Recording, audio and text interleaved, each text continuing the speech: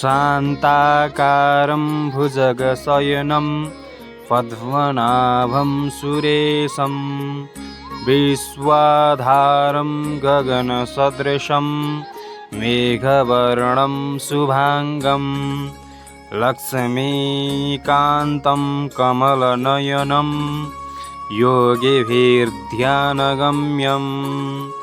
वन्दे विष्णुं भवभयहरं सर्वलोकैकनाथं